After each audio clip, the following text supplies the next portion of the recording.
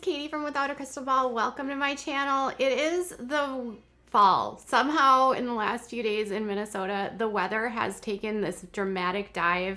I'm sure it'll get warm again as it's only September 9th, but it's like in the 50s and it's sweater weather suddenly. Like I want to have some pumpkin spiced, but I'm not even a pumpkin spice. I want to have apple cider and chili right now. That's totally how I'm feeling. So we're going to talk about Anna Duggar. She had a baby, Anna Forsyth. She had her baby girl, Evie, and she is about to share that journey. She did share that journey. She's doing this entire thing on her YouTube channel. This is brand new. We have not seen this kind of action from someone from this show doing something without being on the show.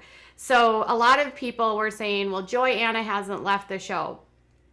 If there's any proof that she has left the show, it is her latest videos on her channel about the delivery of her daughter. One is that literally no one from her family is in the video. So previously at most of these births, someone from the family is there. You know, at Jessa's, Jill was there. At Lauren's, Jill was there. Michelle goes to a lot of these births. Jana will sometimes go. Jessa will sometimes go. Anna Duggar had no one from her family, no one, at the birth of her daughter, which to me sounds like a separation of her from the Duggar family. She is also the little buddy of Jill Duggar, or Jill Dillard now, and I'm guessing we're going to start to see a more and more of a shift away from what her parents have taught her to what she is going to do in her life as an adult. So she just delivered a baby girl not too long ago, and she shared this journey in a video. Now, she did break a couple rules here. One, she did not invite anyone from the Duggars. Instead, she had Austin's sister as her doula. And Austin's sister, actually a mother of apparently 4 girls per the video that I watched, was a really good support to Joy throughout the entire process, along with Austin. There are times when I don't really enjoy Austin, and then there's other times when I see Austin and how he takes care of Jill or Joy, and I'm like, oh, he's got sort of a softer side, and he was super supportive. Now, in her previous delivery she had with Gideon, she tried to do a birth at home. Unfortunately, she was not able to deliver him and had to have a C-section at the hospital. Her second delivery obviously was a stillbirth that happened at, I think, 20 weeks. So that was in a hospital. That was a regular delivery, and she did that, I believe, without any medication. Now for this one, she had a full-term baby, and she was going to try to go as far as she could go, but she ends up getting an epidural.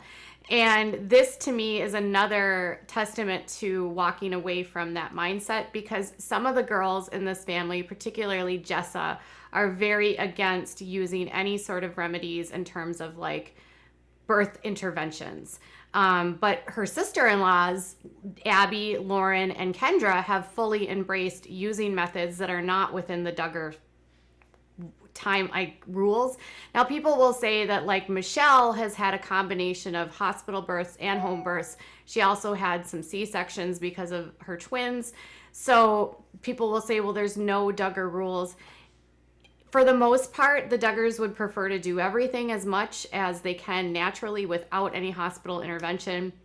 That's just sort of how the world is in the IFB and in these cults. They try to do nothing in terms of having any sort of medical expenses and involvement of outsiders. So 1, she chose to deliver at a hospital. 2, she gets the epidural, and while she gets the epidural, you see how relaxed she is. Here's a clip of how she was after she got her epidural. Babe, we're not having another kid. If we are, we're gonna get epidural right away.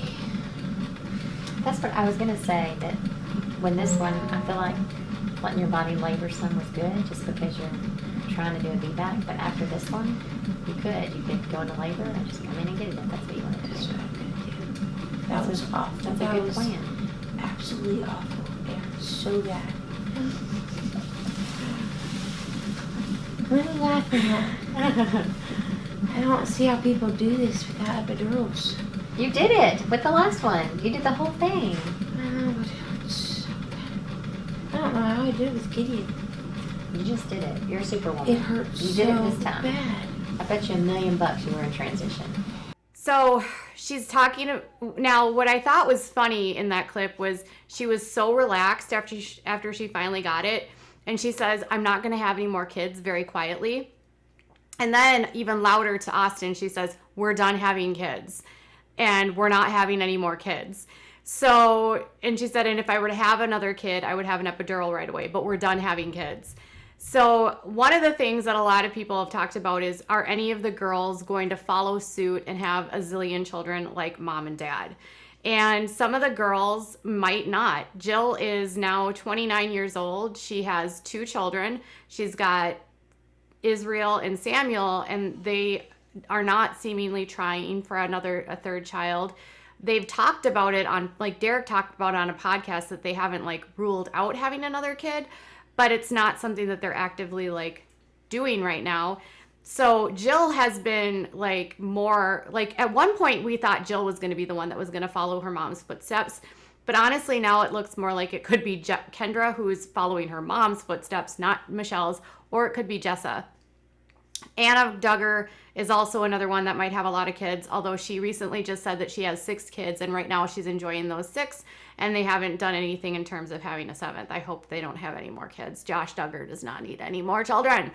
Okay, so Joy's done right now. Now, a lot of people will say that when they're pregnant, but another part that I thought was kind of interesting in this video was that she starts putting on makeup. Now, I did a photo, I shared the photo on Instagram about how she was putting on makeup. Now, I admit, when I had my baby, I had been in labor for 3 days. I was throwing up the whole time, and the last thing I could honestly think about was having my makeup on.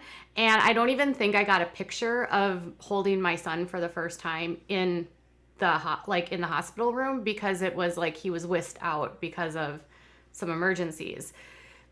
But apparently it's a trend now that people will put makeup on because they want to make a good first impression to their babies. But what I found interesting was the makeup that she was using. Take a look. Okay, so she's putting her makeup on. We just got her checked, and she's at 8 centimeters. Her contractions are about 2 minutes apart, lasting a minute. And it's like